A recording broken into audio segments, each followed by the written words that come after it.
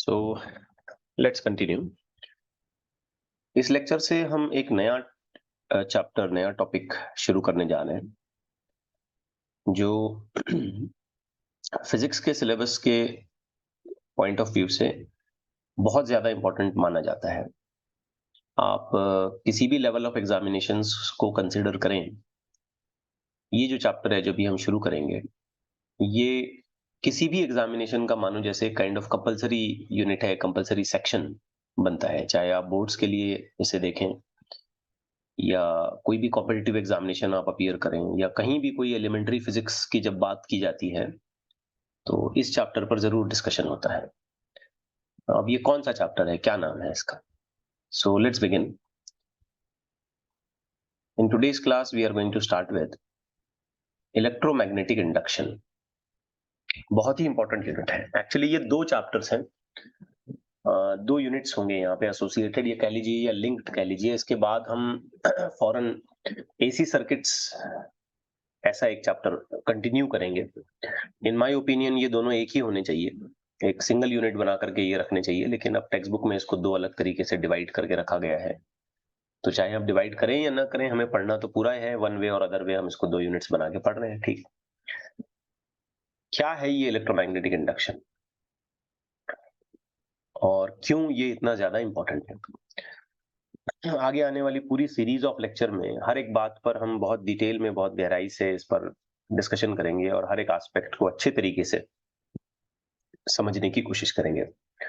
Of course इस chapter में भी हमें डायरेक्शन रूल्स का बहुत ज्यादा यूज करना होगा, चाहे वो राइट हैंड थंब रूल हो, फ्लेमिंग का लेफ्ट हैंड रूल हो, या फिर एक और नया रूल यहाँ पे आएगा जिसे हम कहते हैं फ्लेमिंग का राइट हैंड रूल। तो डायरेक्शनल एस्पेक्ट बहुत ज्यादा इन्वॉल्व होंगे, डायरेक्शन के रूल्स भी हमको यहाँ पर कंसिडर करने पड़ेंगे। Now, before I start with this chapter for the content given in it, मैं कुछ हल्का फुल्का सा डिस्कशन इस चैप्टर के नेम को लेकर के पहले करता हूं कि ये किस तरीके की आइडिया हमारे सामने प्रेजेंट करता है। देखो बच्चों, हमने एक चीज अभी रिसेंटली हमने इस पर डिस्कशन किया और वो था magnetic effects of electric current. मतलब दो चीजें हम कंबाइन करके समझने की कोशिश करते हैं। एक है मैग्नेटिज्म और दूसरा है इलेक्ट्रिसिटी या करंट, ईएमएफ, व्हाटएवर यू से। अब जो पिछला यूनिट हमने कंप्लीट किया, पिछला जो चैप्टर हमने कंप्लीट किया है, उसमें हम ये कहते हैं कि हम अगर इलेक्ट्रिक करंट किसी जगह फ्लो कराते हैं, इलेक्ट्रिसिटी का इस्तेमाल करते हैं, कंडक्टिंग वायर्स हों या लूप्स हों, तो उन कंडक्टिंग मटेरियल्स में due to flow of current magnetism develop हो जाता है। और ये ऑरस्टेड का एक्सपेरिमेंट है और फिर आगे चल के वो Biot Savart law, Ampere's law, forces, charge से रिलेटेड कंडीशंस, वो सब कहानी आगे बढ़ने लगती है। तो हमें पता ये चला कि हम इलेक्ट्रिसिटी को यूज करके मैग्नेटिज्म आर्टिफिशियल लेवल पर बना सकते हैं। एक बड़ी इंपॉर्टेंट डिस्कवरी हमको पता चली। ठीक है, अब नेचर में एक जनरल रूल ऐसा होता है कि कभी भी वन वे ट्रैफिक नहीं रहती है नेचर में। कोई इंसान ऐसे सोच सकता है कि अगर हम इलेक्ट्रिसिटी का इस्तेमाल करके मैग्नेटिज्म क्रिएट कर सकते हैं, मैग्नेटिज्म बना सकते हैं, आर्टिफिशियल लेवल पर मैग्नेटिज्म न सिर्फ क्रिएट करें बल्कि उसको कंट्रोल भी कर सकते हैं अगर हम इलेक्ट्रिसिटी का सही तरीके से, सही प्रोपोर्शन में यूज करें करंट्स का, तो क्या इसका रिवर्स भी पॉसिबल है? ये सोचने वाली बात है। ये पॉइंट आपको क्लिक कर रहा है? क्योंकि जैसे मैंने कहा कि नेचर में आमतौर पर वन वे ट्रैफिक नहीं होती है, आप जा सकते हैं तो वापस भी आ सकते हैं। आप अगर एक चीज को दूसरे फैक्ट में, एक चीज को आप दूसरी चीज में कन्वर्ट कर सकते हैं तो आप उसको रिटर्न लाने की भी पॉसिबिलिटी या प्रोबेबिलिटी सर्च कर सकते हैं। अब वो आएगा नहीं आएगा ये डिपेंड करता है, बट यूजुअली चीजें ऐसी होती हैं कि इंटर कन्वर्टेबल होती हैं। तो मेरा कहना यह है कि अगर हम इलेक्ट्रिसिटीज को यूज करके मैग्नेटिज्म डेवलप कर सकते हैं, मैग्नेटिक प्रॉपर्टीज बना सकते हैं, मैग्नेटिक फील्ड्स बना सकते हैं, पूरा का पूरा एक आर्टिफिशियल मैग्नेट बना सकते हैं, तो क्या हम मैग्नेटिज्म का इस्तेमाल करके इलेक्ट्रिसिटी बना सकते हैं? क्या ये पॉसिबिलिटी हमने एक्सप्लोर की? लिंक कर रहे हैं बच्चों आप? यस। Yes sir. तो हम मैग्नेटिज्म का यूज करके इलेक्ट्रिसिटी की तरफ भी जा सकते हैं, हम मैग्नेटिज्म का यूज करके इलेक्ट्रिसिटी बना सकते हैं। अब इस चैप्टर में हमको यही पढ़ना है।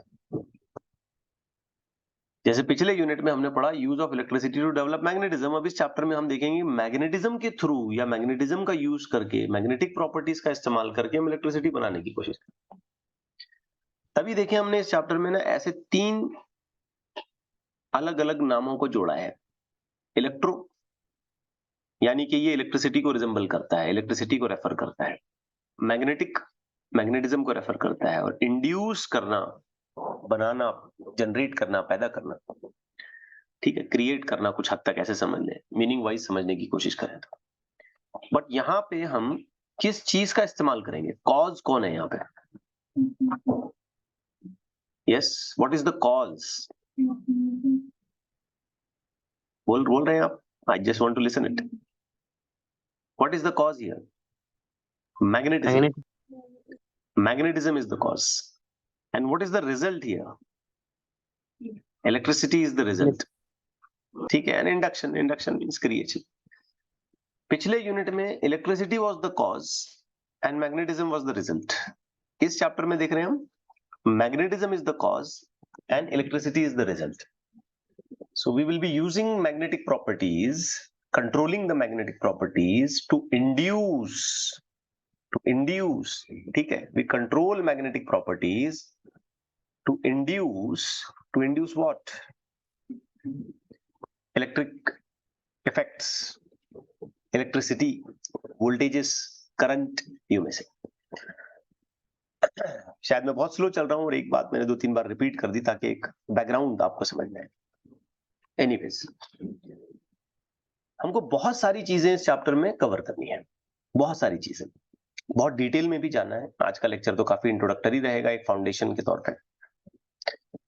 अगर हम इन सभी बातों को बहुत गहराई से समझना चाहते हैं, बहुत क्लियरिटी के साथ हम इसको समझना चाहते हैं, तो मैं ये सजेस्ट करूंगा कि हम बिगिन करें by the understanding of 2 basic concepts.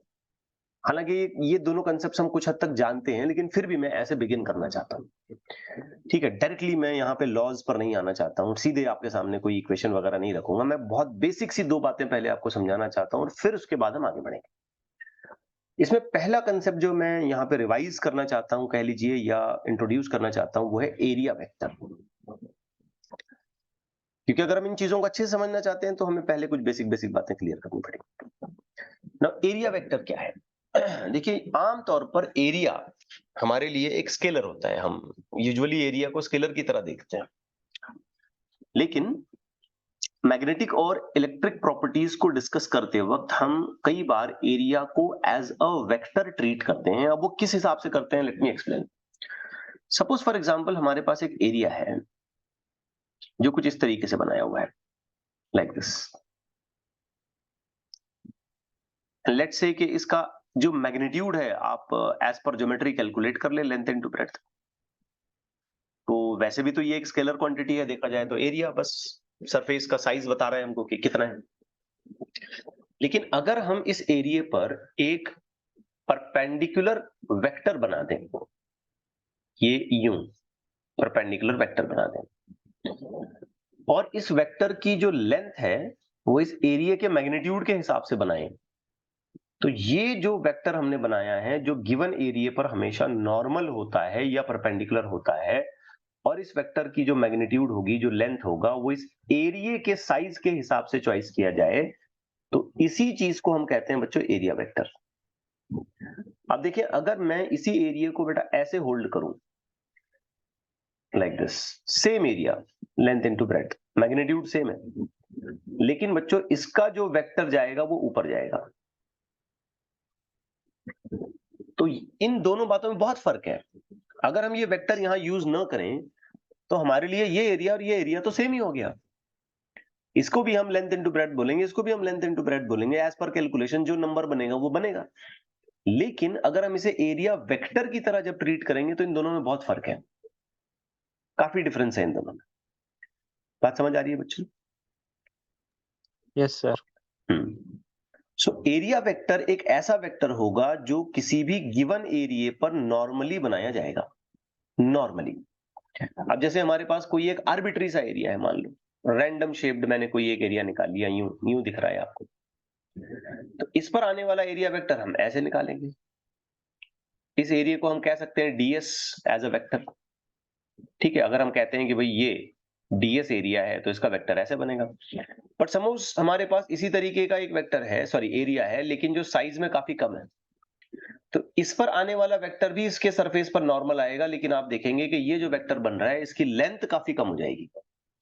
मतलब इस वेक्टर की हेल्प से हम दो चीजों को समझने की कोशिश करते हैं। एक तो ये कि एरिया का इंक्लिनेशन कैसा है, एरिया का ओरिएंटेशन कैसा है, एरिया कैसे रखा गया है, और दूसरा हम ये समझते हैं कि एरिया का मैग्नीट्यूड कितना है by the length of this vector. जैसे मैं अपनी उंगलियों में अगर इस पेन को फंसा लूं, ये आपको वीडियो में दिख रहा होगा, तो ये मेरे लिए एरिया वेक्टर हो गया। अब अगर मैं अपनी इस हथेली को ऐसे करता हूं तो ये वेक्टर चेंज हो जाता है, ऐसे रखता हूं तो वेक्टर चेंज हो जाता है, यूं रखता हूं तो वेक्टर चेंज हो जाता है, यूं रखता हूं तो वेक्टर चेंज हो जाता है। हाथ तो वही है मेरा, लेकिन मैं इसे जैसे इंक्लाइन करूं उस हिसाब से इसका पूरा वेक्टर वैल्यू चेंज होगा। अब बच्चों एरिया वेक्टर के बारे में एक और बात आपने याद रखनी है। मैं बहुत ही बेसिक्स यहाँ आपके सामने रख रहा हूँ, इसके ज्यादा मैथमेटिकल इवैल्यूएशन में मैं नहीं जा रहा हूँ। बहुत सिंपल सी बातें मैं आपके सामने रख रहा हूँ। सपोज हमारे पास कोई क्यूब है, इस तरीके से दिखने वाला क्यूब। अब इसके तो कई सारे एरिया हैं, तो फिर आप एरिया वेक्टर कैसे बनाएंगे? तो बच्चों इसमें याद रखना है कि एरिया वेक्टर हमेशा किसी भी गिवन सरफेस पर परपेंडिकुलर बनाया जाएगा। अब आप नोटिस करें कि ये वेक्टर्स मैं कैसे बना रहा हूं। आप नोटिस करें, आप इसमें एक कॉमन बात ऑब्जर्व करेंगे, मैंने कैसे बनाया इसे। यस, बाहर की तरफ बनाया।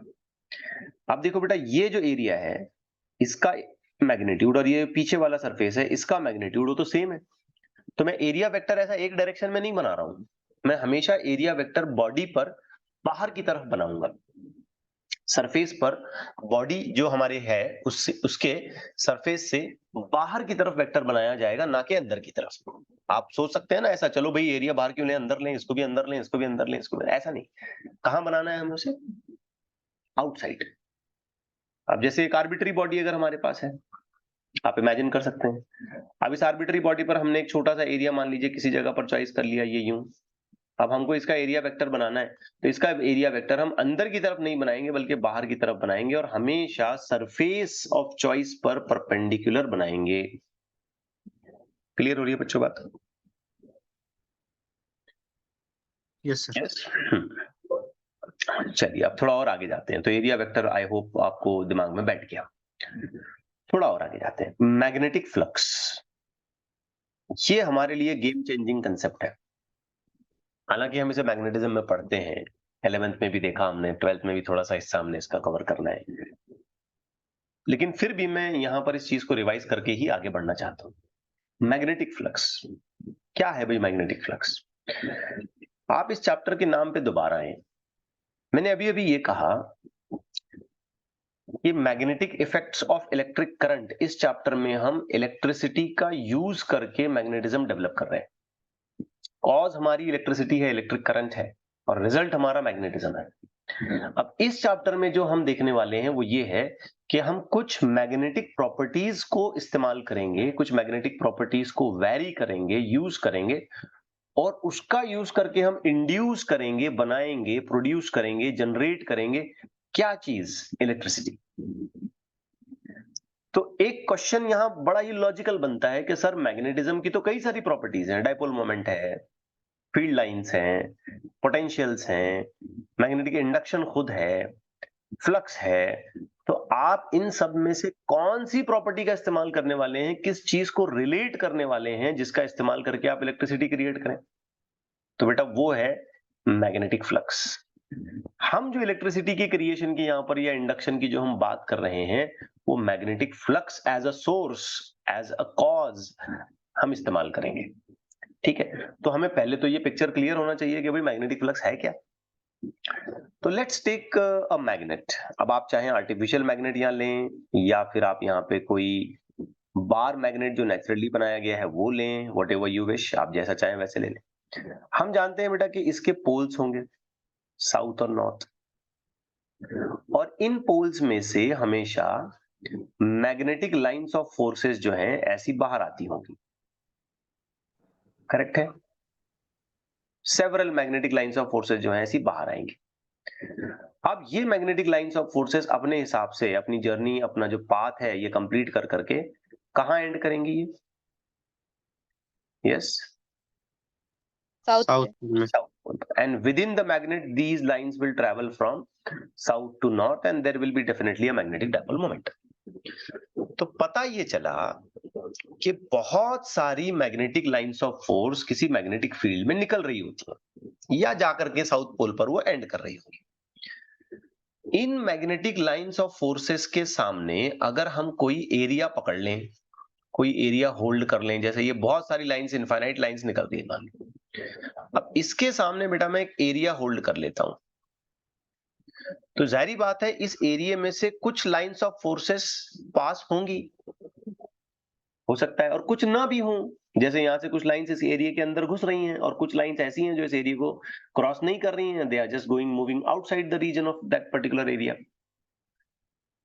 तो हम फ्लक्स कहते हैं उन सभी मैग्नेटिक लाइंस के काउंट को जो इस एरिया के अंदर से जा रही है। समझ आई बात बच्चों? The number of magnetic lines of forces passing normally through a given area, ठीक है? किसी गिवन एरिया में से मैग्नेट की लाइंस ऑफ फोर्सेस, कितनी लाइंस ऑफ फोर्सेस रादर मुझे कहना चाहिए, नॉर्मली पास हो सकती हैं, उन मैग्नेटिक लाइंस ऑफ फोर्सेस के काउंट को, उनके नंबर को, उनके अमाउंट को हम कॉल करते हैं मैग्नेटिक फ्लक्स। बिल्कुल वैसे जैसे हमने इलेक्ट्रिक फ्लक्स बोला था, और इलेक्ट्रिक फ्लक्स में हम इलेक्ट्रिक लाइंस ऑफ फोर्सेस लेते हैं। बात समझ आ रही है बच्चों? Yes yes sir. Sir. Okay. अब मैथमेटिकली हम इस इलेक्ट्रिक फ्लक्स को, सॉरी फॉर दैट, मैथमेटिकली हम इस मैग्नेटिक फ्लक्स को लिखें कैसे, क्या तरीका है? तो बच्चों इसे लिखने का बड़ा ही आसान सा तरीका है। हम सबसे पहले तो जो चॉइस किया गया एरिया है ना, उसका एक मैग्नीट्यूड आइडेंटिफाई करते हैं, फिर उस एरिया का एक वेक्टर लिख लेते हैं, भाई एरिया का वेक्टर ds। फिर हम ये देखते हैं कि कितना मैग्नेटिक इंडक्शन यहाँ पे डेवलप हो रहा है, और हम एक बड़ा ही सिंपल सा फॉर्मूला अप्लाई करते हैं, magnetic flux pi is equal to B dot ds। याद रखें, बी डॉट ds। अब यहां आपको समझ आया होगा कि मैंने एरिया वेक्टर क्यों समझाया, क्योंकि फ्लक्स का पूरा कैलकुलेशन इस एरिया वेक्टर की पोजीशन और इसके ओरिएंटेशन पर डिपेंड करता है। क्योंकि एक डॉट प्रोडक्ट है, एज अ वेक्टर हमें इसे ट्रीट करना है। ख्याल रहे कि फ्लक्स जो है ये एक स्केलर क्वांटिटी है, और हम जब फ्लक्स को मेजर करेंगे तो वो पॉजिटिव या नेगेटिव या जीरो, इन तीनों में से कुछ भी हो सकता है। जब हम इस मैग्नेटिक फ्लक्स के यूनिट्स को डिफाइन करते हैं तो बड़े ही आसान है, वेबर इसका यूनिट है, जूल पर एम्पियर इसका यूनिट है, टेस्ला मीटर स्क्वायर इसका यूनिट है, या सीजीएस में चलें तो मैक्सवेल है, और अकॉर्डिंगली इसके डायमेंशंस यहाँ पर मैंने मेंशन कर दिए हैं। ठीक है, अब सोचने वाली बात है बेटा कि जब हम इसे इसके मैग्नीट्यूड फॉर्म में पूरी तरीके से लिखें, वेक्टर फॉर्म में नहीं, तो ऑब्वियस बात है हमें ऐसे लिखना होगा ना, P D S cos theta. Dot product के हिसाब से तो कॉस थीटा चलेगा, हम जानते हैं, है ना? क्रॉस प्रोडक्ट होता है तो साइन थीटा आता है, अदरवाइज कॉस थीटा आएगा। अब ये थीटा किन दोनों के बीच में मेजर किया गया एंगल है, तो आंसर है बी का डायरेक्शन और एरिया वेक्टर का direction. Now this is very important, B का डायरेक्शन और एरिया वेक्टर का direction. Let me give some examples. Suppose हमने जो एरिया चॉइस किया है वो ऐसे चॉइस किया, just think on it, carefully सोचें बेटा। तो इसका एरिया वेक्टर अगर मैं बताना चाहूं बच्चों तो ऐसे बनेगा ना, ये हो गया ds। अब लेट्स से कि हम ये कहते हैं कि मैग्नेट की फील्ड लाइंस जो हैं वो ऐसी जा रही हैं, जैसे मैं यहां पे दिखा रहा हूं, ये मैग्नेट की फील्ड लाइंस है। तो क्या कहते हो इस सिचुएशन में थीटा कितना है? 0। 0 है। याद रहे एंगल एरिया वेक्टर से मेजर किया जा रहा है, एरिया के प्लेन से नहीं। अक्सर बच्चे यहाँ गलत क्या क्लेम करते हैं, सर इसमें एंगल 90 है बोलते हैं, क्योंकि ये मैग्नेट की लाइंस एरिया के ऊपर परपेंडिकुलर गिर रही है। नहीं, एरिया के प्लेन के ऊपर भले वो परपेंडिकुलर गिने, लेकिन हमें एंगल एरिया के प्लेन के साथ नहीं मेजर करना है, हमें एंगल एरिया वेक्टर के साथ मेजर करना है, और एरिया वेक्टर हमेशा एरिया के प्लेन को परपेंडिकुलर होता है। ये बात भूलेंगे नहीं ना बेटा आप, अदरवाइज पूरा कैलकुलेशन हमारा बिगड़ जाएगा आगे चलते वक्त। Yes, angle is always measured between area vector and the magnetic field lines, magnetic induction. तो यहां पे आपने बिल्कुल सही जवाब दिया। थीटा कितना हो गया? करेक्ट आंसर दिया आपने। कितना हुआ थीटा? 0. 0। विद दिस केस अगर हम मैग्नेटिक फ्लक्स यहाँ पे मेंशन करें तो वो हो जाएगा BDS, क्योंकि हम जानते हैं cos 0 हो जाएगा 1। Getting it? अब सोचें कि अगर हमने इस एरिया को ऐसे चॉइस किया ना, this condition is very important, बहुत काम की कंडीशन है ये।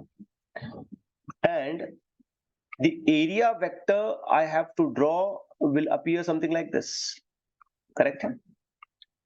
नाउ इन दिस सिचुएशन अगर हम ये कहते हैं कि मैग्नेट की फील्ड लाइंस ऐसी चल रही हैं, ध्यान से देखें बेटा, ये मैग्नेट की फील्ड लाइंस कैसी जा रही हैं। अब आप मुझे बताएं कि यहां पर थीटा कितना होगा? 90. 90। Very good. cos 90 कितना हो गया? 0। तो इस सिचुएशन में फ्लक्स कितना हुआ? 0, क्योंकि फ्लक्स तो है BDS cos थीटा, तो यहां फ्लक्स 0 हो गया। अब यहां भी स्टूडेंट गलती करते हैं, वो बोलते हैं सर यहां एंगल 0 है। गलती कहां हो रही है, मिस्टेक कहां हो रही है, समझ आई बात आपको? एरिया के Yes, प्लेन से एंगल लेना है कि एरिया वेक्टर से एंगल लेना है? area vector. एरिया वेक्टर से। तो बिल्कुल बिल्कुल इसमें कोई गुंजाइश नहीं होनी चाहिए कि आप यहाँ पे किसी किस्म का मिस्टेक करें। इस जगह पे magnetic field area vector 0 angle, इस जगह पे magnetic field area vector 90 degree, साफ साफ दिख रहा है। अब इसका एक लॉजिक भी है बच्चों। फ्लक्स का डेफिनेशन देखो क्या बनाया था हमने, the number of magnetic lines of forces passing. Passing, जरा इस पे ध्यान तो दें, इस वर्ड पे आप ध्यान दें। पास होना मतलब उसके थ्रू जाना। अब बेटा यहां जो हमने एरिया चॉइस किया है, इसमें से तो एक भी लाइन नहीं जा रही है, देख लो, सब ऊपर नीचे से ग्रेज करके जा रही है, अंदर से घुसी गया, पास हुई क्या उसके अंदर? यस, यहां कोई लाइन एरिया के अंदर गई क्या? नहीं गई। तो ये तो देख के भी पता चलता है कि फ्लक्स 0 हो गया, क्योंकि फ्लक्स निकालते वक्त हमें ये देखना होता है कि किसी गिवन एरिया में से कितने लाइन पास हो रहे हैं। पास हो रहे हैं मतलब उसके थ्रू जाना पड़ेगा ना उसको। अगर एरिया मैंने ऐसे होल्ड किया और लाइन ऐसे ऊपर से जा रही है, लाइन ऐसे बाजू से जा रही है, लाइन इधर बाजू से जा रही है, लाइन ऐसे नीचे से जा रही है, लेकिन थ्रू नहीं गई, तो फ्लक्स सीधा सीधा 0 हो जाएगा। देख के जस्टिफाई होना करने आना चाहिए आपको। समझ आई बच्चों बात? वैसे तो मैथमेटिकली हो ही रहा है कि भाई एरिया वेक्टर से आप एंगल गिन लें। आप सोचें कि अगर हमने एरिया को थोड़ा सा टिल्ट करके रखा, लाइक हमने उसको सीधा नहीं रखा, हमने इसको हल्का सा एक टिल्टिंग दे दिया ऐसे, लाइक दिस, तो हो सकता है कि इस चीज के लिए करस्पॉन्डिंग एरिया वेक्टर यूं बन जाए। और जो मैग्नेटिक लाइंस हमारी चल रही हैं, अगर हम ऐसे बनाने लग गए यहां से, लाइक दिस, ये मैग्नेटिक फील्ड लाइंस आ रही हैं अपनी पूरी, magnetic induction B, and you may claim कि अब इन दोनों में एंगल थीटा है। अब बताओ फ्लक्स कैसे लिखें? यस, BDS, जो भी करस्पॉन्डिंग एंगल बन रहा होगा cos थीटा। बात समझ आ गई आपको अच्छे से? Yes sir. तो ये कुछ इंट्रोडक्टरी आइडियाज हैं जिसे हमें समझना बहुत जरूरी है। इसके अलावा भी मैं एक बात आपको और एडिशनली समझाना चाहता हूं कि समझो हमने एरिया थोड़ा सा रिवर्स पैटर्न में पकड़ा, लाइक दिस, मतलब जो चॉइस किया गया एरिया है हमारा, बॉडी के रेफरेंस में, अगर हम बॉडी का रेफरेंस यहां पे हल्का सा बनाने लग जाएं, तो हम ये कहते हैं कि भाई ये ऐसा बाहर की तरफ है, और मैग्नेटिक फील्ड लाइंस यूं चल रही हैं। सोच लें अब इस चीज में क्या होगा, थीटा कितना निकल आएगा इस चीज में? 180. 180। विद दैट रेफरेंस अगर हम फाई लिखें तो फाई का आंसर आ जाएगा माइनस ऑफ BDS, क्योंकि हम जानते हैं cos 180 will take a value of -1, तो फ्लक्स नेगेटिव भी हो सकता है, तो वो कैलकुलेशन के दौरान हमको फौरन क्लिक हो जाना चाहिए। समझे बच्चों बात? अब इसकी स्पेसिफिक कैलकुलेशंस हैं जो खास करके हम इलेक्ट्रोस्टैटिक्स चैप्टर में करते हैं इलेक्ट्रिक फ्लक्स के लिए। यहां पर मैं समझता हूं कि इतनी बेसिक आइडिया अगर आप रिकॉल कर लें मैग्नेटिक फ्लक्स के बारे में तो it will be sufficient enough, काफी हो जाएगा। ठीक है,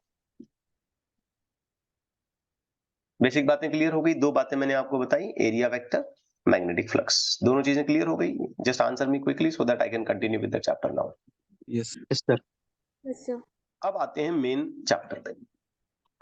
मेन जो हमारा इलेक्ट्रोमैग्नेटिक इंडक्शन का यूनिट है बच्चों, ये सारी जो कहानी शुरू होती है ना इलेक्ट्रोमैग्नेटिक इंडक्शन की और इलेक्ट्रिसिटी जनरेट करने की, यहां सोचिए हम इलेक्ट्रिसिटी जनरेट करने की बात कर रहे हैं, हम कोई मामूली बात नहीं कर रहे हैं। हमारी जो आज दुनिया चल रही है ना, बगैर इलेक्ट्रिसिटी के तो हम अपने आप को शायद आज की डेट में इमेजिन ही ना कर सकें।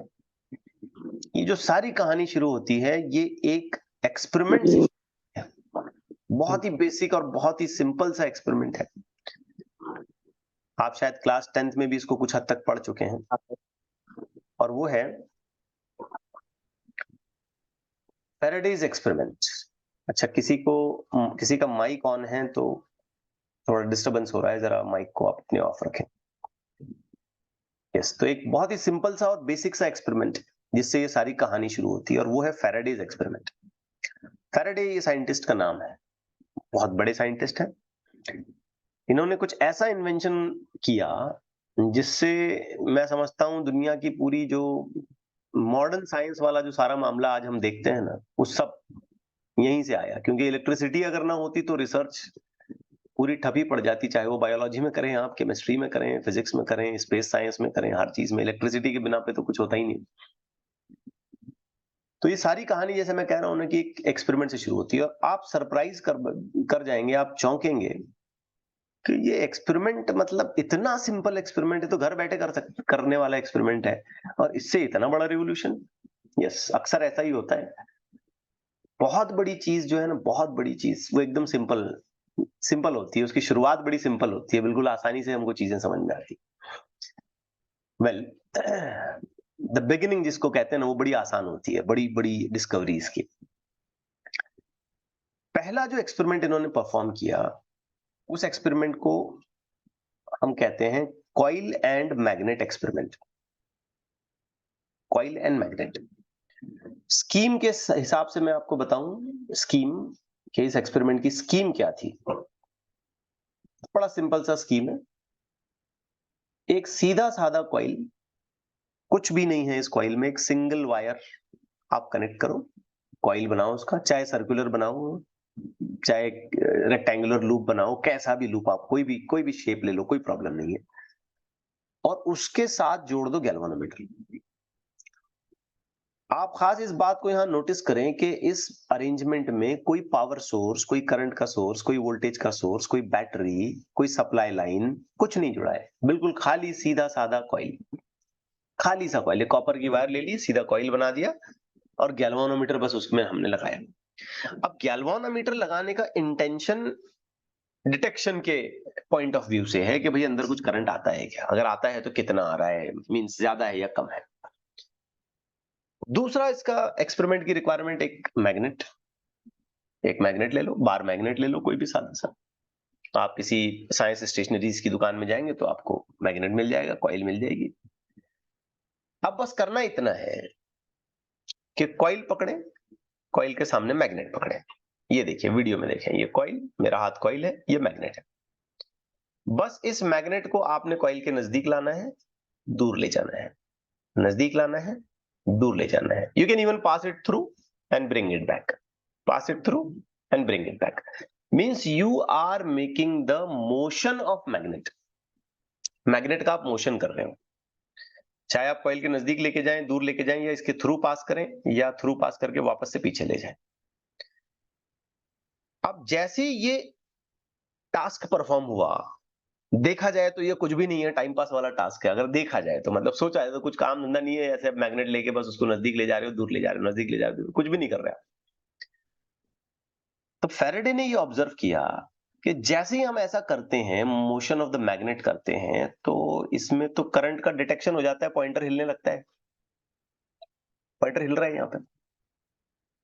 कुछ एक एनिमेशन है अपने पास, जरा देखो इसको, इसे देखें आप, पॉइंटर हिलने लग रहा है। हालांकि ऐसा जरूरी नहीं कि आप इसको पूरा अंदर इंसर्ट करें, सिर्फ नजदीक लाके दूर भी लेके गए तो भी काफी हो जाएगा। You can also see this one, इसे भी देखें आप। अब यहाँ एक एक्सप्लेनेटरी आइडिया आपको समझ में आएगा, यहाँ एक हल्का सा एक्सप्लेनेटरी आइडिया मिलेगा आपको कि क्यों हो रहा है। यहाँ तो इन्होंने बल्ब भी लगा दिया है ना, क्यों हो रहा है, इसका रीजन क्या है। Now, before giving the reason, Faraday has performed a variation into it. इसमें उसने वेरिएशन करने की कोशिश की। जैसे क्या क्या वेरिएशन किए, just a random guess. Magnet को नॉर्थ पोल की बजाय साउथ पोल से यही चीज करो, तो भी सेम रिजल्ट आया, कुछ भी फर्क नहीं पड़ा। नॉर्थ की बजाय साउथ कर लो, सेम रिजल्ट, नो चेंज। फिर उन्होंने एक इंपॉर्टेंट वेरिएशन इसमें किया। उन्होंने क्या किया कि जो मोशन हो रहा है, ये जो मोशन हो रहा है, इसको तेज किया, तेजी से किया, इसको फास्ट, इसकी स्पीड बढ़ा दी। ठीक है, मैग्नेट नजदीक जा रहा है, दूर आ रहा है, नजदीक जा रहा है, दूर आ रहा है, ऐसे तेजी से किया इन्होंने। तेजी से करने के बाद, फास्ट मोशन करने के बाद सरप्राइजिंग रिजल्ट मिले कि जो करंट बन रहा था पहले, या जो वोल्टेज बन रहा था पहले, उससे ज्यादा वोल्टेज बनने लगा, ज्यादा डिफ्लेक्शन हो गया। बात समझ आ रही है? You're getting more deflections when you do this task rapidly। Same काम अगर हम बहुत तेजी से करें तो हमको ज्यादा डिफ्लेक्शंस मिल रहे हैं, ज्यादा वोल्टेज डेवलप हो रहा है। फिर उन्होंने एक और चीज बड़ी इंटरेस्टिंग ऑब्जर्व की कि जब हम नजदीक ले जा रहे हैं तो जो पोलैरिटीज हमको मिल रही है वोल्टेज की, दूर ले जाने पे उसका उल्टा पोलैरिटी मिल रही है। देखो, नोटिस करो यहाँ, ये खास गैल्वेनोमीटर के पॉइंटर पे नोटिस करो आप। ऐसा नहीं कि एक ही साइड मिला, 2-3 वोल्ट मिलता गया, 2-3 वोल्ट मिलता गया, ऐसा नहीं। 2 वोल्ट मिल रहा है, पीछे आएंगे तो उधर साइड 2 वोल्ट मिल रहा है। कुछ समझे बेटा? Yes, sir. तो इसके कंक्लूडिंग पॉइंट्स क्या हैं? इसके कंक्लूडिंग पॉइंट्स बहुत जबरदस्त हैं, ध्यान से देखिए, मैंने इसको समराइज करने की कोशिश की। तो इसके बेटा कंक्लूडिंग पॉइंट्स ये हैं। पहली बात, magnet is move near a coil, near और फार मोशन। अब जैसे ही हम मैग्नेट को मूव करवाते हैं, चाहे नजदीक मूव कराएं चाहे दूर मूव कराएं, हम ये देखते हैं कि मैग्नेट से निकलने वाली लाइंस ऑफ फोर्सेस जो इस कॉइल के अंदर से जा सकती हैं, वो बदल रही हैं। देखो, किसी भी मैग्नेट से जब लाइंस ऑफ फोर्स निकलेंगी, जस्ट थिंक ऑन इट बेटा। ये मैग्नेट का पोल पीस मैं दिखा रहा हूं, मान लो नॉर्थ पोल है फॉर एग्जांपल। तो इसमें से जो लाइंस ऑफ फोर्सेस निकलेंगी वो ऐसी निकलेंगी ना। अगर आप एरिया काफी दूर रखते हो तो इसमें से पास होने वाली लाइन थोड़ी सी कम हो जाएंगी, लेकिन अगर आप इसी एरिया को नजदीक लाते हो, सेम एरिया, मैग्नेट नजदीक आ जाता है उसके, या एरिया खुद नजदीक आ जाए, वॉट एवर यू से, तो क्या मैग्नेट की लाइंस ऑफ फोर्स जो इसमें से पास हो रही हैं वो ज्यादा आएंगी? यस। Yes sir. तो मैग्नेट की लाइंस ही चेंज हो गई ना इस मोशन की वजह से। अब असलियत में लाइंस चेंज होने का क्या मतलब है, गौर करो आप, क्या चेंज हुआ? Magnetic flux. ये मैग्नेटिक फ्लक्स। फ्लक्स ही चेंज हो गया पूरा। तो हम मोशन जो कर रहे हैं वो तो एक फिजिकल फॉर्म ऑफ मोशन है, लेकिन उसका जो इफेक्ट हमको मिल रहा है ड्यू टू मोशन, आप जस्ट इमेजिन करें इस मैग्नेट को आप नजदीक ले जाएं तो इस एरिया में से पास होने वाली नंबर ऑफ लाइंस बढ़ जाएंगी, और आप इसको दूर करें तो घट जाएंगी, डेंसिटी कम हो जाएगी उनकी। मतलब अल्टीमेट इफेक्ट ये निकल रहा है हमारे मोशन की वजह से कि मैग्नेट का फ्लक्स चेंज हो रहा है। अब तीसरी बात, जैसे ये फ्लक्स चेंज होता है हम ये नोटिस करेंगे कि ईएमएफ इंड्यूस हो जाता है। ईएमएफ इंड्यूस होता है मतलब यहां हमको वोल्टेज देखने को मिलता है, रीडिंग्स चेंज होने लगती हैं यहां पर।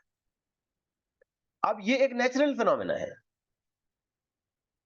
फंडामेंटल रूल जिसे हम कहेंगे, हम कुछ नहीं कर सकते इसमें। ऐसा क्यों हुआ? Right now we don't have any explanation and it is not in the scope of the syllabus right now to discuss. तो हम तो सिर्फ ऐसे बोलेंगे ऐसा करो, ये देखने को मिलेगा। आप यहां पे फ्लक्स चेंज कराओ, आपको ईएमएफ देखने को मिलेगा। And enjoy.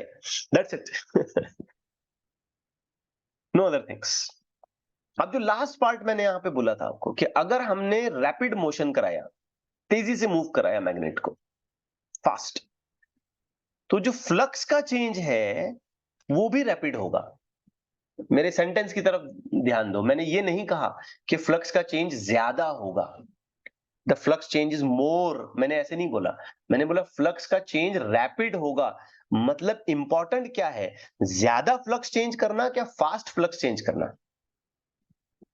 Fast flux. Fast flux change करना, रैपिडली इस काम को करना, तो ज्यादा ईएमएफ मिलेगा, मोर ईएमएफ, ज्यादा ईएमएफ मिलेगा हमको। लेकिन ये कब मिलेगा? जब हम फ्लक्स के चेंज को रैपिडली करेंगे, फ्लक्स के चेंज को फास्ट करेंगे। तो अब दो बातें बेटा आप यहां पे जोड़ो और इसको अच्छे से याद रखो, ठीक है? कंडीशन ये है कि मैग्नेट के फ्लक्स का चेंज होना और ईएमएफ का इंड्यूस होना, ये एक बात हो गई, ठीक है? दूसरी बात, रैपिडली फ्लक्स का चेंज होना और ज्यादा ईएमएफ का इंड्यूस होना, ये दूसरी बात हो गई। असल में ये दोनों बातें फैराडे ने एक लॉ के पैटर्न में, एक लॉ के फॉर्म में हमको बताई। पहली बात, you change the flux you'll get EMF induced. दूसरी बात, you change the flux rapidly, you'll get more EMF induced. बात समझे बच्चों? Yes, sir. तो ये है कॉइल एंड मैग्नेट एक्सपेरिमेंट। अब फैराडे को मजा आने लग गया, यार ये तो दरवाजा खुल गया, तो रास्ता ही खुल गया यहाँ पे। तो उसने बोला एक और एक्सपेरिमेंट करते हैं, आ जाओ एक और एक्सपेरिमेंट करते हैं। अगला जो एक्सपेरिमेंट उसने किया उसका नाम है कॉइल एंड कॉइल एक्सपेरिमेंट। मतलब अब मैग्नेट इस्तेमाल नहीं किया उसने, अब मैग्नेट इस्तेमाल नहीं किया, मैग्नेट को हटा दिया उसने साइड में। अब कॉइल एंड कॉइल एक्सपेरिमेंट में क्या किया, तो उसने दो अलग अलग कॉइल्स लिए, दो बिल्कुल अलग सेपरेट कॉइल जिनका आपस में कोई लेना देना नहीं है, ऐसे दो कॉइल्स लिए, ये रहे दोनों कॉइल्स। अब इन दोनों कॉइल्स को उसने बिल्कुल नियर बाई पोजीशन रखी, ऐसे जैसे कि दोनों एक दूसरे से लिंक कराए जा सकते हैं। हाँ, लेकिन कोई फिजिकल टच नहीं है, ऐसे कांटेक्ट में नहीं, नजदीक रखे। लिंक कराने का क्या मतलब है, अभी आएगी बात। बहरहाल दोनों को उसने नजदीक लाया। इसमें से कॉइल C1 जो है, इसमें उसने बैटरी लगा दी। मतलब इस कॉइल में अपना खुद का करंट दौड़ेगा, खुद का करंट जाएगा इसमें, क्योंकि इससे बैटरी अटैच है। और कॉइल C2 खाली हाथ है, इसके पास कुछ नहीं है, खाली गैल्वानोमीटर लगा दिया ताकि कुछ अगर आता है तो वो उसको चेक कर सके। तो ऐसे देखा जाए तो कॉइल C2 में कोई करंट आना नहीं चाहिए क्योंकि इसमें कोई सोर्स नहीं है। अब उसने क्या किया, ध्यान से सुनो। इस वाले कॉइल में करंट फ्लो कराया, ये बैटरी लगाई, की ऑन किया, करंट फ्लो कराया। बच्चों हम अभी अभी इस चैप्टर में पढ़ चुके हैं कि जब भी किसी कॉइल में करंट फ्लो करता है तो वो कॉइल अपने आप में एक मैग्नेटिक प्रॉपर्टीज को डेवलप कर लेती है, मैग्नेटिक इंडक्शन हो जाता है वहां पे। मतलब इस कॉइल के अंदर मैग्नेटिज्म आ जाएगा, यहां पर मैग्नेटिक फील्ड डेवलप होने लग जाएगा। करेक्ट है बेटा? ये कॉइल एक डाइपोल बन जाएगी। करेक्ट है बच्चों? Just response is very quickly. Yes sir. तो ये कॉइल अब एक आर्टिफिशियल मैग्नेट बन गई। तो पहले हम क्या कर रहे थे, एक नेचुरल मैग्नेट इस्तेमाल कर रहे थे और एक कॉइल इस्तेमाल कर रहे थे। अब इस नेचुरल मैग्नेट को हटा के उसने एक आर्टिफिशियल मैग्नेट लिया। इस बात को कंफर्म करने के लिए क्या क्या वाकई ऐसा होता है, क्या खाली ये नेचुरल मैग्नेट से होता है, क्या आर्टिफिशियल मैग्नेटिज्म से भी सेम हम प्रोड्यूस कर सकते हैं क्या, तो इस बात को कंफर्म करने के लिए उसने एक्सपेरिमेंट परफॉर्म किया।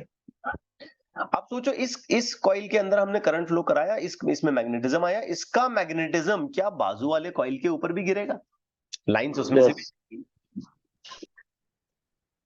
अब इसमें से लाइंस अगर जा रही हैं और हमने बस इतना ही किया कि इसमें करंट ऑन करके चुप बैठे, कुछ भी नहीं किया, कुछ भी नहीं किया, करंट ऑन करे चुप बैठे, क्या हमको यहाँ पर कोई डिफ्लेक्शन देखने को मिलेगा? Yes sir. नहीं। नहीं मिलेगा। शाबाश, नहीं मिलेगा। यस नहीं है जवाब इसका, इसका जवाब नहीं है, नहीं मिलेगा। क्यों?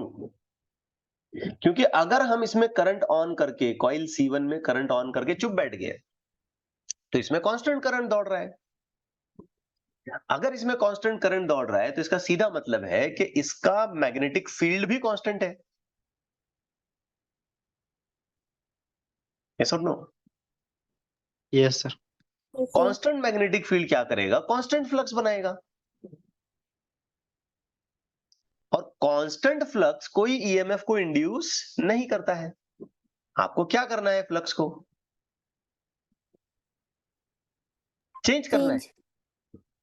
अगर मैं इस कॉइल में करंट ऑन कर दूं और खामोश बैठ जाऊं, कुछ नहीं, चुपचाप देखते बैठूंगे भाई कुछ होगा, कुछ भी नहीं होगा। हाँ, हल्का सा स्टार्ट में थोड़ा सा मिल सकता है, स्टार्ट में हल्का सा। क्यों? क्योंकि स्टार्ट में क्या होगा, जब इसमें मैग्नेटिज्म डेवलप हो रहा होगा तो जीरो से आगे डेवलप होगा ना, तो हल्का सा स्टार्ट में थोड़ा सा एक ब्लिंक हमको देखने को मिलेगा, एक झलक देखने को मिलेगी हल्की सी।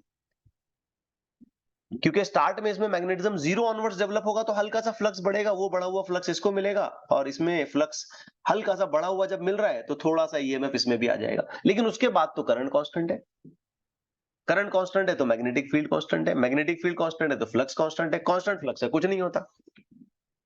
कितनी देर भी लगा के रखो कांस्टेंट फ्लक्स, कुछ नहीं होने वाला। जैसे इस मैग्नेट को आप नजदीक लाए, पकड़ के रखो 2 घंटे, 50 घंटे, 100 घंटे, कुछ नहीं होने वाला। आपको तो मोशन कराना है यहाँ। और मोशन क्यों करा रहे हैं आप? ताकि फ्लक्स में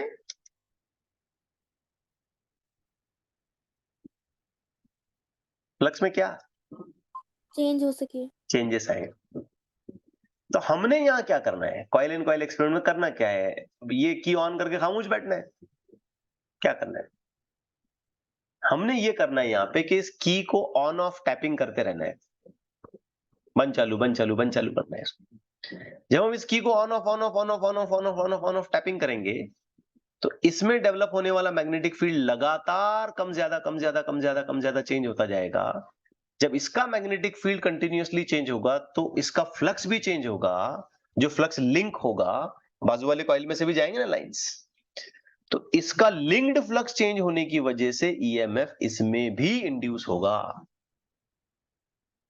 बात समझ आ रही है आपको? Yes sir.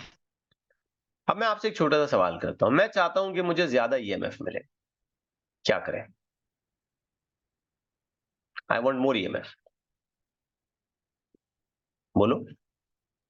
Rapid flux change करने का। हाँ, रैपिडली फ्लक्स को चेंज कैसे करें? इस एक्सपेरिमेंट में कैसे करें? अब इस एक्सपेरिमेंट में तो बहुत आसान है, रैपिडली मोशन कराओ, फास्ट कराओ, फास्ट कराओ। इसमें क्या करोगे? एसी से। अरे इतने दूर कहाँ जा रहे हो यार? बंद चालू फास्ट करने का। फास्ट बटन चालू करो, बंद चालू करो, simple. Experimental point of view से सोचो ना यार, उतनी दूर मत जाओ। ठीक हो रही है बात?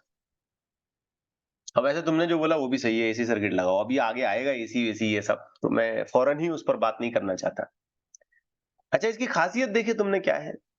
चाहे तुम ये रेफरेंस ले लो या ये रेफरेंस ले लो, इसकी खासियत क्या है?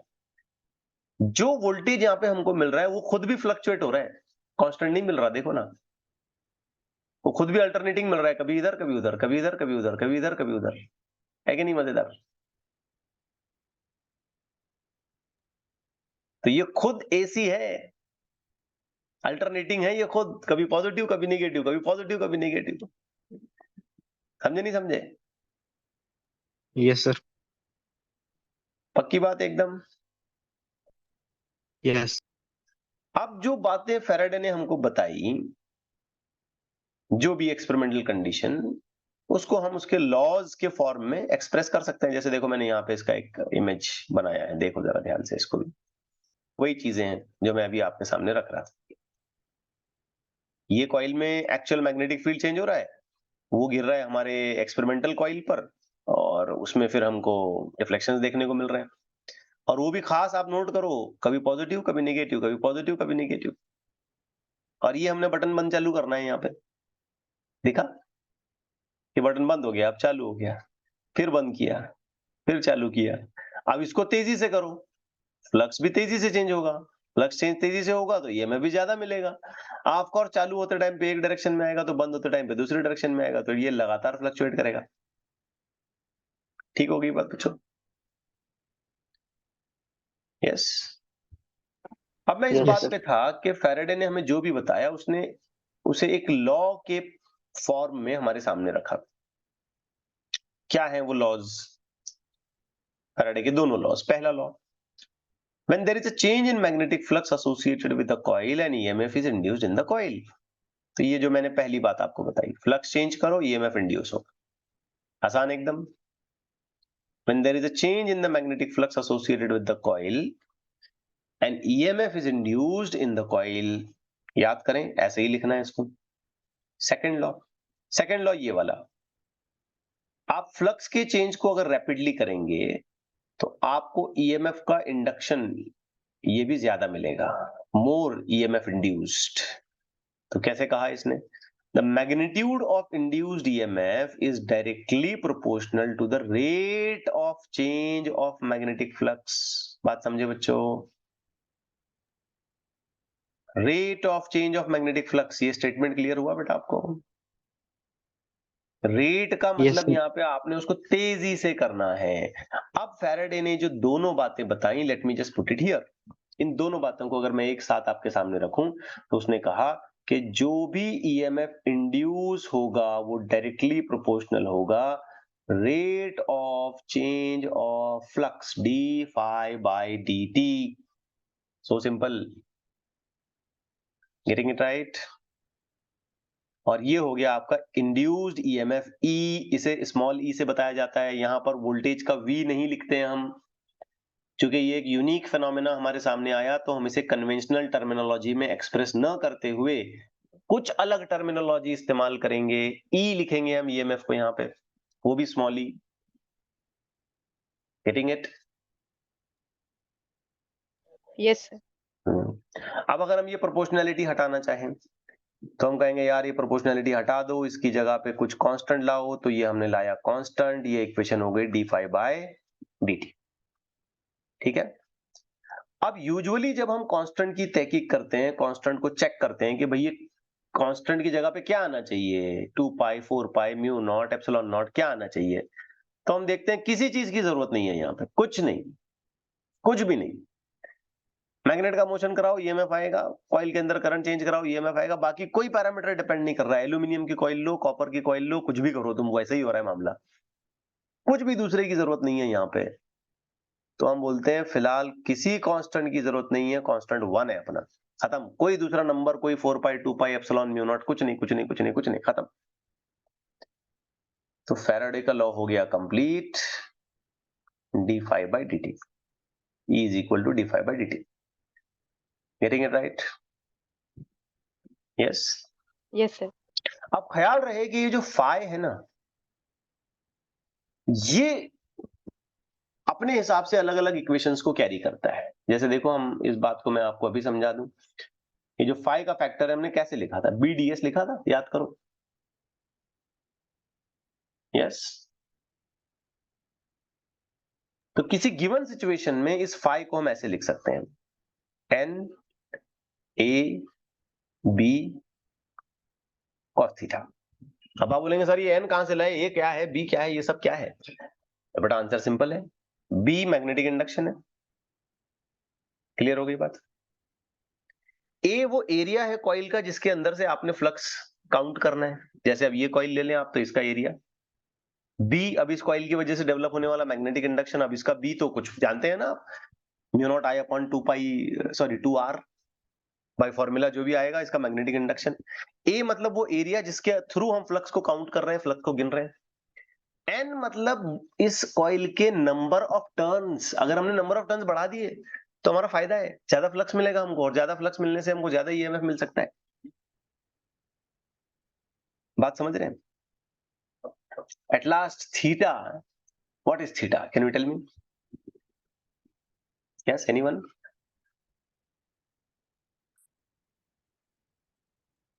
Angle between A bar and B bar. क्या है भाई A bar B bar? Area vector, B magnetic induction. Getting it? Yes. Yes sir. अब हम यहां सोचेंगे कि हमें फ्लक्स अगर चेंज कराना है तो हमारे पास कितने तरीके हैं। बहुत सारे अप्रोच है हमारे पास फ्लक्स को चेंज कराने के। गौर से सुने आप। जैसे एक सिंपल सा अप्रोच बेटा मैं आपके सामने रखता हूं कि ये मैग्नेटिक फील्ड है, जस्ट इमेजिन करो ऐसा मैग्नेटिक फील्ड है, और इस मैग्नेटिक फील्ड के सामने ये मैंने ऐसे एरिया पकड़ लिया, तो सारा का सारा मैग्नेटिक फील्ड इसमें से पास हो रहा है and we are very happy. चलो बहुत खुशी की बात है। ऑफ कोर्स इसका एरिया वेक्टर यूं आ जाएगा, मैक्सिमम फ्लक्स मिला। लेकिन हमको फ्लक्स के मैक्सिमम या मिनिमम होने से कोई लेना देना नहीं है, हमको फ्लक्स के चेंज होने से लेना देना है। तो एक आसान तरीका ये है कि इस कॉइल को घुमा दो। जैसे ही बच्चों इस कॉइल को मैं घुमाऊंगा तो एरिया वेक्टर मैग्नेटिक फील्ड का एंगल 0 से 90 हो जाएगा। जैसे ही एंगल 0 से 90 हुआ फ्लक्स मिनिमम हो जाएगा। तो खाली उस कॉइल को घुमाने की वजह से लगातार उस कॉइल में से चेंज होने वाला, सॉरी उस कॉइल में से बनने वाला फ्लक्स लगातार चेंज होता जाएगा, और फ्लक्स चेंज हुआ तो हम जीत गए। सिर्फ कॉइल को घुमाना है आपने, दूसरा कुछ नहीं करना। तो एक तो तरीका है कि थीटा चेंज करो। दूसरा तरीका, डायरेक्ट बी चेंज करो, मैग्नेटिक इंडक्शन ही सीधा सीधा चेंज करो। कैसे चेंज करेंगे सर मैग्नेटिक इंडक्शन? बहुत आसान है। ये क्या है, मैग्नेट आगे पीछे करो, अगर मैग्नेट दूर ले गए मैग्नेटिक इंडक्शन कम हो गया, मैग्नेट नजदीक लाए मैग्नेटिक इंडक्शन ज्यादा हो गया। तो दूसरा तरीका बी चेंज करो। तीसरा तरीका एरिया अफेक्ट करो, एरिया चेंज करो। ये थोड़ा सा मुश्किल है क्योंकि ये फिजिकल डायमेंशनल एस्पेक्ट आपको कंट्रोल करना पड़ेगा, लेकिन ऐसा हो सकता है कि हम एरिया चेंज करके भी फ्लक्स को चेंज करें, और फ्लक्स को चेंज करने से हम ईएमएफ को इंड्यूस करें। ठीक है बच्चों? अब ये जो इक्वेशन मैंने आपको बताई ना, इसे हम बहुत अलग अलग तरीके से, अलग अलग पैटर्न में, अलग अलग वेज में लिख सकते हैं। बस लिखने का तरीका अलग अलग है। ये कुछ तरीके हैं, जैसे सीधे सीधे d5/dt कर लो, φ2 - φ1 कर लो, इसकी इक्वेशन लिखो ba cos ऑफ थीटा, उसको डिफरेंशिएट करो and accordingly magnetic induction change करो, एरिया चेंज करो, एंगल चेंज करो, जो भी आप चाहते हो, जैसा भी आप पॉसिबिलिटी सर्च करते हो, but the end result is same. आप करो कुछ भी, अगर फ्लक्स चेंज हो रहा है और वो रैपिडली चेंज हो रहा है तो वो ज्यादा से ज्यादा ईएमएफ को इंड्यूस करेगा। बात समझे बच्चों? यस ठीक है ना? तो ये है फैराडे के दोनों एक्सपेरिमेंट्स और इससे रिलेटेड कुछ बेसिक्स जो मैंने आपके सामने रखे।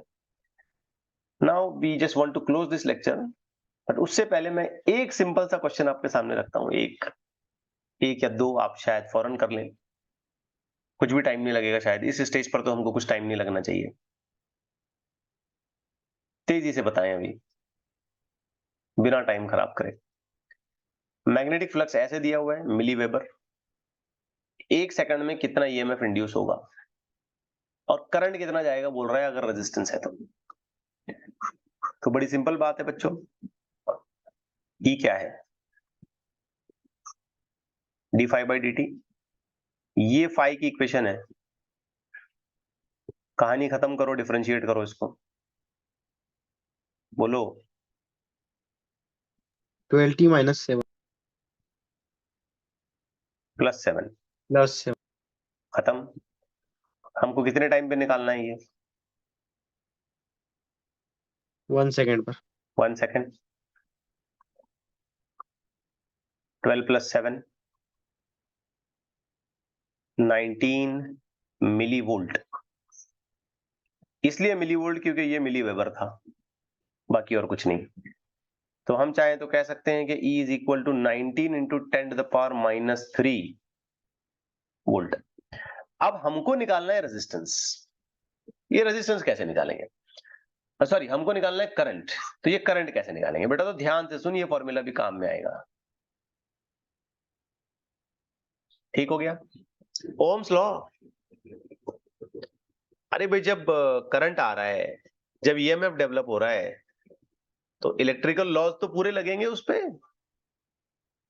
जो इलेक्ट्रिकल लॉज आमतौर पर लगते हैं, ओम्स लॉ, वो तो लगेंगे ना। Yes sir. हाँ, लेकिन सिर्फ उतने ही नहीं लगेंगे, और लॉज भी आएंगे, आगे आपको पता चलेगा। इतना भी आसान नहीं है ये, क्योंकि जिस तरीके का करंट यहाँ पर डेवलप हो रहा है, जिस तरीके का ईएमएफ यहाँ पर डेवलप हो रहा है, वो डीसी नहीं है जो अपना पावर सोर्स जनरली बैटरीज की तरह होता है, वैसे नहीं है। आपने देखा लगातार इधर से उधर फ्लक्चुएट हो रहा है वो। इस बात को कभी भी अब भूलना नहीं है आपने। मैं फिर दिखा दूं आपको, वोल्ट मीटर को देखो ध्यान से। यहाँ पे अगर एक ही तरीके का करंट, एक ही तरीके का वोल्टेज हमको मिलता तो वो सिंगल साइडेड रहता, बट ये तो इधर भी जा रहा है, इधर भी जा रहा है, इधर भी जा रहा है, इधर भी जा रहा है, और लगातार हो रहा है ऐसा। तो जो जनरल इलेक्ट्रिसिटी के लॉज, करंट इलेक्ट्रिसिटी के लॉज हैं, उसमें और एडिशंस होंगी कुछ, और उसमें कुछ नई बातें इसमें हमको जोड़ना पड़ेगा, लेकिन बेसिक ओम लॉ तो लगेगा ही लगेगा। तो अब यहाँ पे करंट निकालना था, तो ई कितना आ गया अपना? 19 इंटू 10⁻³ ये आई। रेजिस्टेंस है अपना 0.1। तो इस हिसाब से कैलकुलेशन पूरा करेंगे तो आई कितना हो गया? 19 इंटू 10⁻² एम्पियर। करेक्ट हो गए बच्चों बात? यस। ठीक है ना? इन दोनों क्वेश्चन के आंसर मुझे फौरन चाहिए, बिना किसी टाइम पास के। हालांकि इसके न्यूमेरिकल्स अभी बहुत आने वाले हैं, पूरा सर्किट मैं आपको समझाऊंगा कैसे होता है। आज का लेक्चर सिर्फ बेसिक्स पर है। बताओ फटाक से, क्या आएगा आंसर? बिना टाइम खराब करे बता दो।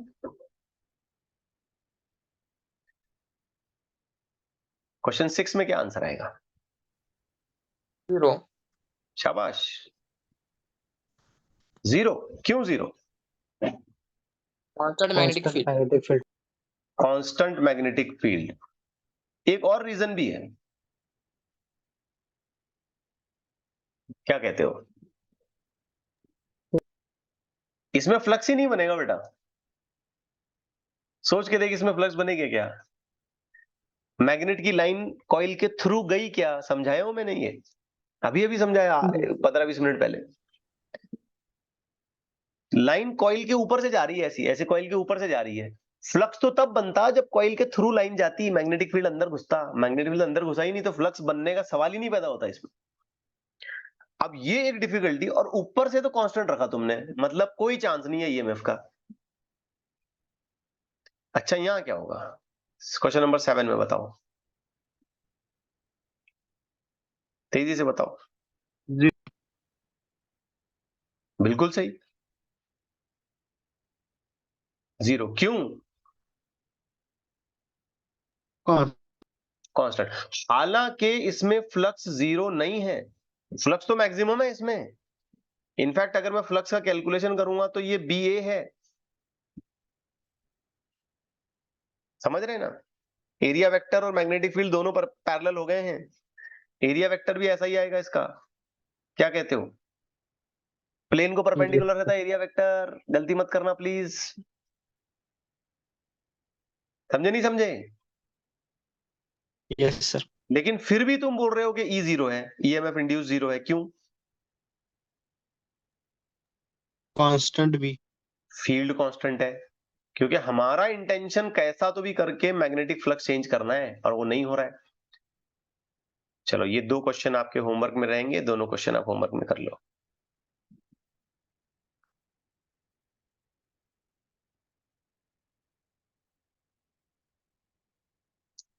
कर सकते हैं? सोचो उस पर। आज के लिए फिर इतना काफी है, यहाँ पे हम रुक जाते हैं।